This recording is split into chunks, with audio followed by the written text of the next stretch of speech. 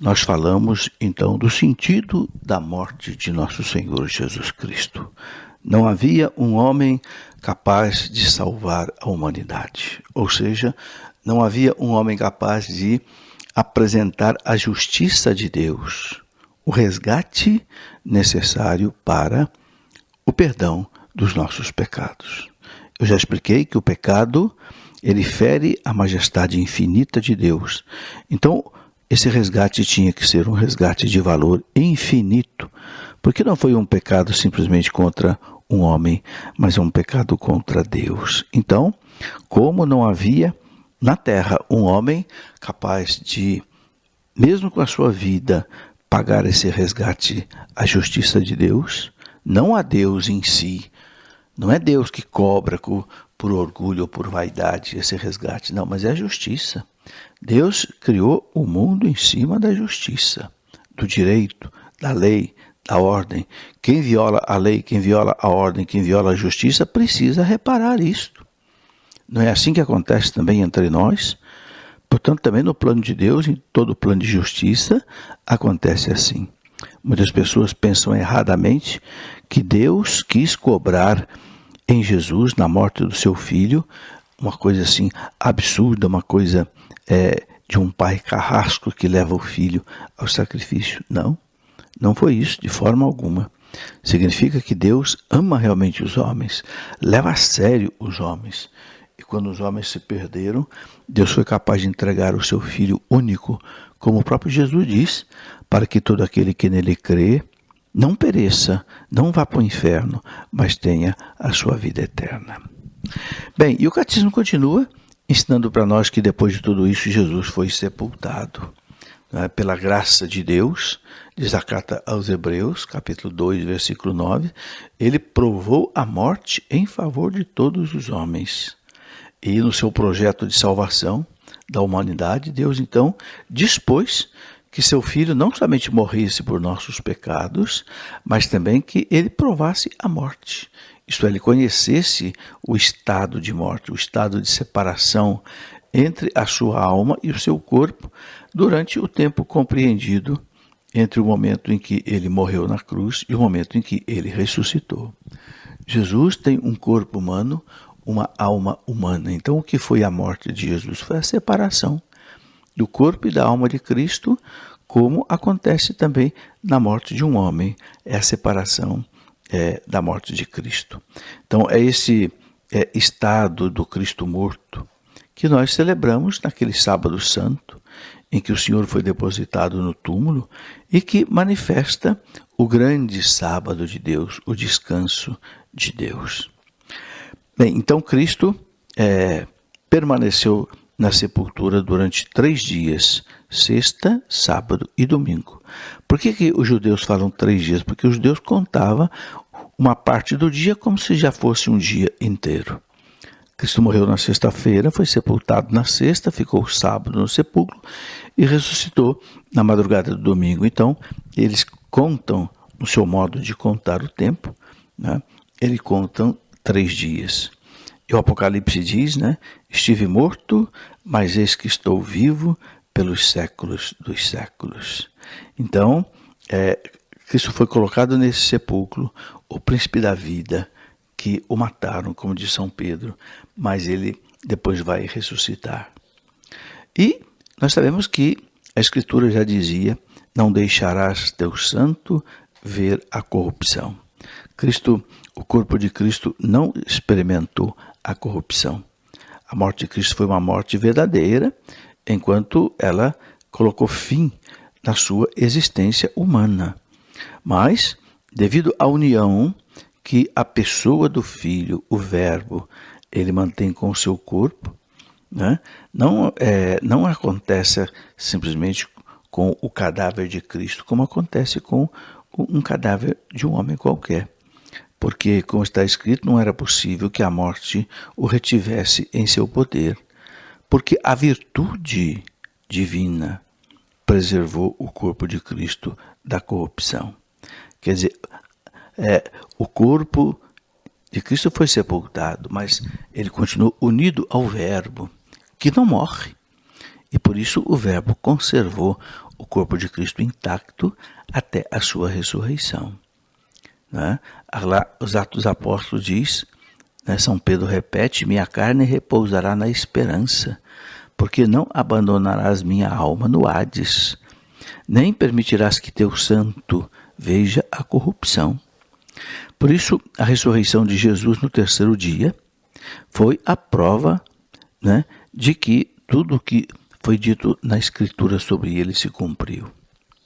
E a igreja lembra para nós que nós somos sepultados também com Cristo pelo batismo. O batismo, meus irmãos, faz a gente participar desta morte do Cristo e participar ao mesmo tempo da sua ressurreição. São Paulo diz lá na Carta aos Romanos, capítulo 6, versículo 4, um versículo muito importante. São Paulo diz, pelo batismo, nós somos sepultados com o Cristo na morte, a fim de que, como Cristo foi ressuscitado dentre os mortos pela glória do Pai, assim também nós vivamos vida nova. Quer dizer, quando nós passamos pelo batismo, quando nós morremos com o Cristo, nós morremos para a vida do pecado. Morremos para o domínio de Satanás. E quando nós saímos da água do batismo, nós ressuscitamos com Cristo para uma vida nova. Então a morte de Cristo e a ressurreição de Cristo são aplicados a cada um de nós pelo sacramento do batismo. É por isso, meus irmãos, que a igreja não quer que ninguém fique sem o batismo, nem mesmo a criança. Por que se batiza a criança? Primeiro, porque os apóstolos batizavam as crianças. E Santo Irineu, lá no século II, já dizia que os apóstolos aprenderam com o Cristo a batizar as crianças. Porque o pecado original não é um pecado de culpa. A pessoa não precisa se arrepender do pecado original. Então a criança não precisa ter fé, não precisa se arrepender, porque não é um pecado de culpa, é um pecado de herança. Então, quando ela é batizada, ela já participa da morte do Cristo, da ressurreição de Cristo. Ela é retirada das mãos do demônio e colocada nas mãos de Deus. É por isso que a igreja não vai esperar a pessoa crescer para fazer isso. Vai deixar a pessoa ser escrava de Satanás aí durante 10, 20 anos, só para depois ela receber a salvação? Não. Vamos aplicar a salvação imediatamente às crianças. É o que Jesus mandou que os apóstolos fizessem. E eles sempre fizeram. Os Atos dos Apóstolos têm vários exemplos de que os apóstolos batizavam toda a família, e nessas famílias havia também crianças. Bem, depois, meus irmãos, então nós temos o 5º artigo do credo, que diz que Jesus desceu à mansão dos mortos. Essa mansão dos mortos, eles usavam a palavra inferno. Inferno é uma palavra do latim que quer dizer interior. Os antigos pensavam que o Hades, a mansão dos mortos, que também chamavam de Sheol, pensavam que fosse no interior da terra, ou seja, nos infernos. Então diz que Jesus desceu aos infernos, mas não é o inferno que nós pensamos hoje, aquele inferno de Satanás, dos demônios. Não, era a mansão dos mortos. E ressuscitou dos mortos no terceiro dia. Esse é o 5º dogma da nossa fé católica que está no creio. Jesus desceu, né, à mansão dos mortos, que os judeus chamavam de Hades, Sheol, ou chamavam de mansão, morada dos mortos. E aí o catecismo vai nos ensinando como é que foi isto, né? A partir aí do versículo 633, se você for seguindo, a Escritura chama exatamente essa morada dos mortos, onde estavam ali todos que morreram antes de Cristo e esperavam a salvação de Cristo. Então Cristo desceu ali, né? Mas o catecismo diz que ele não desceu para libertar os condenados, não, mas para libertar os justos que tinham vivido antes dele. Então, quando Cristo desceu à mansão dos mortos e libertou os que estavam ali, libertou apenas os justos. Então, já no Antigo Testamento, nós vamos ver que há pessoas justas, os patriarcas, Abraão, Isaac e Jacó, mas também nós vamos encontrar ali aquele rico que não dava nem as migalhas para o pobre Lázaro comer, né? E que foi já condenado mesmo no Antigo Testamento. Então, o catecismo ensina que a descida de Jesus aos infernos é o cumprimento em toda a sua plenitude do anúncio da salvação.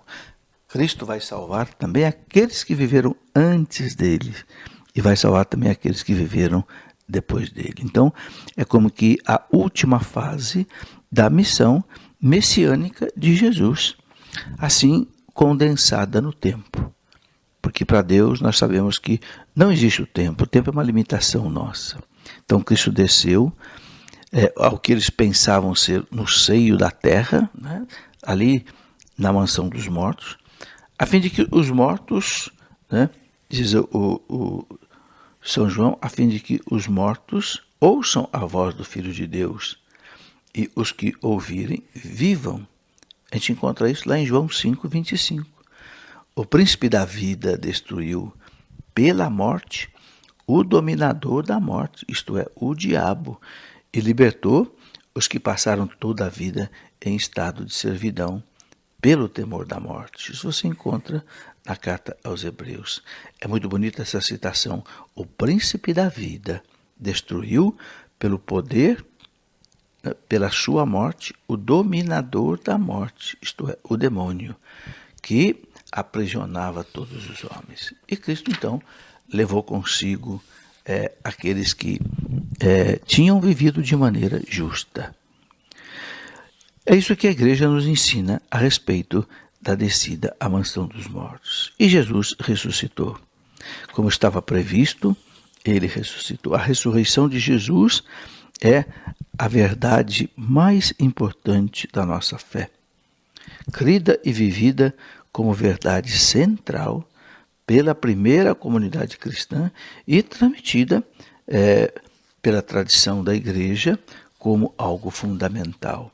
Cristo ressuscitou dos mortos. Por sua morte, venceu a morte e por sua ressurreição nos deu a vida. Nós rezamos durante todo o tempo pascal esta oração eucarística. Pela sua morte, destruiu a morte, pela sua ressurreição, ele nos deu a vida. E há muitas provas, meus irmãos, né, desse evento histórico da ressurreição de Cristo que algumas pessoas querem negar, mas que não é possível negar. Né? O mistério da ressurreição de Cristo é um acontecimento real e que tem manifestações históricas constatadas, como mostra o nosso Novo Testamento. São Paulo escrevia aos Coríntios, lá por volta do ano 56, eu vos transmiti o que eu mesmo recebi. Cristo morreu por nossos pecados segundo as Escrituras, foi sepultado, ressuscitou ao terceiro dia segundo as Escrituras. Apareceu a Quefas, Pedro, e depois aos 12. Né? Então o apóstolo coloca aí esse testemunho verdadeiro. O ponto, sem dúvida, mais importante da nossa fé. São Paulo dizia bem claro, se Cristo não ressuscitou, a nossa fé é vazia. Estamos perdendo tempo. Mas nós temos a certeza, né, que Cristo ressuscitou e Cristo nos deu aí a vida eterna através da sua ressurreição. Uma das mostras, né, dessa ressurreição de Cristo é o túmulo vazio. Quando os apóstolos chegaram ali, encontraram o túmulo vazio. Esse túmulo vazio, meus irmãos, mostra exatamente que ele não estava mais ali. O anjo vai dizer para os apóstolos, não é? Por que procurais entre os mortos aquele que vive? Ele não está aqui, ressuscitou. Então, a gente vê aí essa prova contundente. E depois, São Pedro e São Paulo correm, São Pedro e São João correm ao túmulo, né? E chegam lá, encontram o sepulcro vazio. E São João narra dizendo assim que o discípulo que Jesus amava era ele mesmo, né? Ao entrar no túmulo vazio e ao descobrir os panos de linho no chão ali dobrados, viu e acreditou, né? Viu e acreditou. Ele viu aquele sepulcro vazio. E nós conhecemos aí tantas as aparições de Jesus depois da sua ressurreição. Maria Madalena, santas mulheres, que vinham terminar o embalsamento do corpo de Jesus, né? E não encontraram mais o corpo de Cristo. E depois os anjos mandam que elas vão contar aos discípulos, né? E eles vão dizer, é verdade, o Senhor ressuscitou e apareceu a Simão. Depois apareceu aqueles 2 discípulos de Emaús, que estavam assim, muito tristes, muito abatidos, né? Não sabiam mais como ver a Jesus ressuscitado, como entender, né? E Jesus vai caminhar com eles e vai mostrar para eles, né, que de fato ele tinha ressuscitado. Não era uma visão assim, vamos dizer, maluca das mulheres, não, mas era realmente algo real que aconteceu. Então, tudo isso, meus irmãos, é para nós de uma importância muito grande, porque se o Cristo não ressuscitou, vazia é a nossa fé. Aqueles que querem destruir a igreja, destruir o cristianismo, atacam sobre tudo isso, né? A ressurreição de Cristo, como se Cristo não tivesse ressuscitado. Mas para nós é algo muito claro. Toda a nossa alegria, toda a nossa esperança estão aí nessa ressurreição de Jesus, né? Todo aquele que está em Cristo é uma nova criatura. Passou o que era velho. Eis que tudo se faz novo, de São Paulo, na segunda carta aos Coríntios, porque o Cristo ressuscitou, né? E a prova, meus irmãos, maior do que o Cristo ressuscitou, além de tudo que a gente vê nos evangelhos, nas aparições aos discípulos, durante 40 dias depois de ressuscitado, ele apareceu muitas vezes para os discípulos, mas a gente vê também aí muitas coisas interessantes. Será que é possível que uma igreja pudesse sobreviver 2000 anos se o Cristo não tivesse ressuscitado? Será que os apóstolos teriam coragem de sair pregando pelo mundo, enfrentando o Império Romano, enfrentando a morte, enfrentando os leões nas arenas, se o Cristo não tivesse ressuscitado? Não, de jeito nenhum. Uma coisa interessante de você entender é que os apóstolos estavam morrendo de medo dos judeus, depois que o Cristo morreu, e os apóstolos estavam ali trancados no cenáculo de medo dos judeus. Os apóstolos também achavam que tudo tinha acabado, que o Cristo tinha morrido e que tudo acabou. Mas quando eles recebem a notícia da ressurreição, quando eles vão ver o túmulo vazio, quando recebem o recado de Madalena, quando recebem o recado dos discípulos de Emaús, e quando o próprio Senhor aparece para eles no domingo da ressurreição, e como eu já disse, instituiu o sacramento da confissão, então eles se alegraram tremendamente. Mudou a vida dos apóstolos. Os apóstolos se tornaram outras pessoas. Vamos ver, no dia de Pentecostes, Pedro, né, que antes estava ali morrendo de medo dos judeus, Pedro que tinha negado Jesus 3 vezes, né, na hora mais importante que Jesus precisava dele. Esse mesmo Pedro acovardado lá atrás, né, depois Pedro, diante de todo o povo judeu, ele dá o testemunho: vocês mataram o autor da vida. E conta os Atos dos Apóstolos que naquele dia as pessoas ficaram com o coração assim tão compungido que perguntaram para os apóstolos: meus irmãos, então o que nós devemos fazer? E Pedro diz: arrependei-vos, crede no Evangelho, cada um receba o batismo e vocês vão receber o Espírito Santo e vão receber a salvação. E 3.000 pessoas se converteram. Então, o que é isto? É a crença na ressurreição. Em todos os Atos dos Apóstolos, que conta a vida da igreja nascente, o que nós vemos? Os apóstolos dando testemunho da ressurreição de Cristo. Não faziam outra coisa. Cristo ressuscitou. Ele é o Messias. Ele é o ungido de Deus. Ele é o Salvador da humanidade. E São Pedro e São Paulo, São João, os apóstolos que tinham estado com Cristo, vivido com Cristo, eles dão esse testemunho, né? Ó morte, onde está a tua vitória? Onde está, ó morte, o teu aguilhão, né? E vemos aí, por exemplo, Pedro, na carta de Cornélio, dizer, eles o mataram, suspenderam no madeiro, mas Deus o ressuscitou ao terceiro dia e permitiu que aparecesse as testemunhas que Deus havia predestinado a nós que comemos e bebemos com ele depois que ele ressuscitou. Então, esta foi a fé dos apóstolos, esta é a fé da igreja. Não é um mito. Cristo ressuscitou. É a nossa alegria, a nossa certeza. Por isso, São Paulo diz na carta aos Colossenses, né, se portanto ressuscitastes com Cristo, buscai as coisas lá do alto, onde o Cristo está sentado à direita de Deus. Afeiçoai-vos, buscai as coisas lá de cima, não as da terra, porque estáis mortos e a vossa morte e a vossa vida está escondida com Cristo em Deus. Então, meus irmãos, o que fez São Paulo ser o que ele foi? Um mártir. O que fez São Pedro ser o que ele foi? Um mártir. O que fez São João e todos os apóstolos serem o que eles foram mártires é porque acreditavam realmente na ressurreição de Cristo e sabiam então que ninguém mais poderia segurar a igreja. Não há uma instituição na face da terra que tenha 2000 anos como a igreja, que tenha tido 266 chefes, né? E que tenha se espalhado pelo mundo inteiro. Por quê? Porque Cristo ressuscitou. Essa é para nós a nossa maior prova, a nossa maior certeza. Podem os inimigos da igreja dizer o contrário.